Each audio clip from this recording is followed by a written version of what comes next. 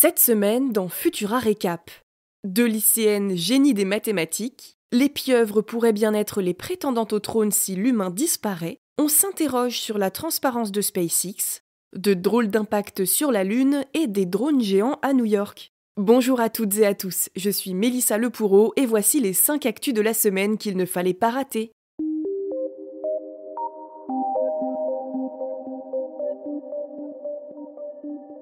Le théorème de Pythagore, ça vous parle ? Deux lycéennes de Louisiane ont accompli l'impensable. Elles ont non seulement prouvé ce théorème par la trigonométrie, une approche qui a longtemps été jugée irréalisable, mais elles ont également découvert 9 autres solutions inédites. Le théorème de Pythagore, un pilier des mathématiques depuis plus de 2000 ans, énonce que dans un triangle rectangle, le carré de l'hypoténuse est égal à la somme des carrés des deux autres côtés.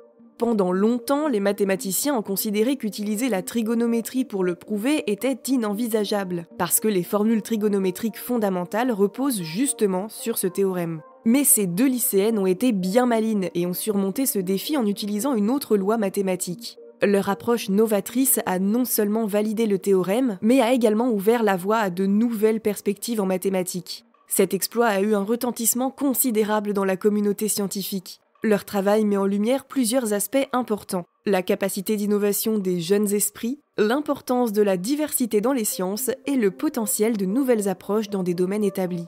Leur travail ne se limite pas à une simple prouesse mathématique. Il représente un pas en avant incroyable dans notre compréhension de ses fondements. Cette découverte pourrait favoriser de nouvelles recherches et inspirer d'autres jeunes talents à s'aventurer dans des domaines réputés impénétrables. En fin de compte, l'histoire de ces deux lycéennes prouve que la science reste un domaine ouvert aux surprises et aux révolutions, même dans ses aspects les plus fondamentaux et apparemment bien établis. Si l'humanité disparaissait, à votre avis, quelle espèce dominerait la planète ? D'après les scientifiques, ce seraient les pieuvres. Ça semble être de la pure fantaisie, mais les capacités exceptionnelles de ces créatures marines pourraient leur permettre de s'adapter et d'évoluer dans un monde post-humain. Elles possèdent une intelligence remarquable qui les place parmi les êtres les plus brillants de la planète. Contrairement aux humains, les pieuvres ont un réseau neuronal réparti dans l'ensemble de leurs tentacules, ce qui leur donne une autonomie incroyable. En plus, leur morphologie flexible leur permet de survivre dans une grande variété d'habitats, des abysses obscurs aux eaux côtières peu profondes. Certains chercheurs imaginent même que ces animaux marins pourraient à long terme développer des appareils respiratoires similaires à notre équipement de plongée qui leur permettraient d'explorer de nouveaux horizons terrestres. Et pourtant, les primates ont longtemps été considérés comme les successeurs naturels de l'humanité. Mais d'après les scientifiques, ils seraient tout aussi vulnérables que nous face aux menaces environnementales. En tout cas, l'hypothèse des pieuvres dominatrices du monde est spéculative, mais elle nous rappelle la richesse et la complexité du vivant.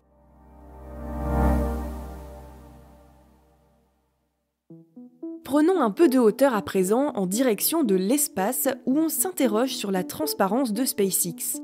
Le 12 septembre dernier, la mission spatiale habitée Polaris Dawn, orchestrée par le milliardaire Jared Isaacman en collaboration avec SpaceX, devait faire sa toute première sortie extravéhiculaire privée de l'histoire. La mission s'est bien déroulée et avec succès, mais l'agence Reuters révèle aujourd'hui qu'un incident a eu lieu lors de cette opération. SpaceX a brièvement perdu le contrôle du vaisseau peu de temps avant la sortie. Une coupure de courant inopinée a interrompu la connexion au vaisseau Dragon et son équipage pendant plus d'1 heure. À cet instant, les équipes au sol de SpaceX se sont brièvement retrouvées dans l'impossibilité de piloter et de suivre le vaisseau à distance. Cet incident a été sans danger et ne semble pas avoir eu de conséquences sur la suite des opérations, mais il n'avait pas été révélé jusqu'à présent. Ça souligne un possible manque de transparence des entreprises privées du vol spatial habité et de tourisme spatial, ce qui n'est pas sans risque.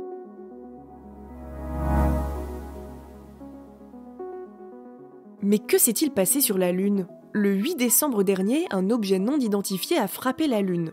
Un astronome et conservateur du musée de la ville d'Hiratsuka au Japon a immortalisé l'instant. Un objet ? Non, il semblerait que plusieurs impacts se soient produits autour de cette date. On pense donc que les objets en question pourraient être issus de l'essaim des Géminides, un amas de débris déposé sur l'orbite de la Terre par un drôle d'astéroïde qui se prend pour une comète. Chaque mois de décembre, cet essaim nous réserve en effet l'une des plus belles pluies d'étoiles filantes de l'année. Et apparemment, cette année, elles avaient rendez-vous avec la Lune.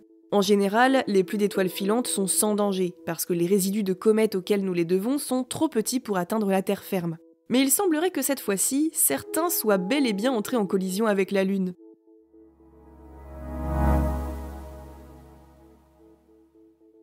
À New York, on a vu des drones gigantesques et personne ne sait qui les pilote. Il y a quelques mois, des signalements avaient été faits dans le New Jersey. Les militaires affirment qu'ils n'y sont pour rien et la taille de ces engins est telle qu'il paraît peu probable que des particuliers soient à leur commande. Mais ces engins ont aussi été repérés à New York cette fois. Une douzaine de ces drones auraient été vus au-dessus de Brooklyn. On en a vu aussi à Philadelphie. Le FBI cherche donc à savoir ce qu'il se passe. L'agence semble démunie et n'a pas vraiment d'informations à apporter sur ce phénomène. Tout ce que l'on sait aujourd'hui, c'est que les drones décrits feraient à peu près la taille d'une voiture et volent de façon coordonnée. Ils émettent aussi une lumière qu'ils coupent de temps en temps. Pour tout savoir sur ces drones ou pour retrouver le reste de nos actualités, rendez-vous sur Futura.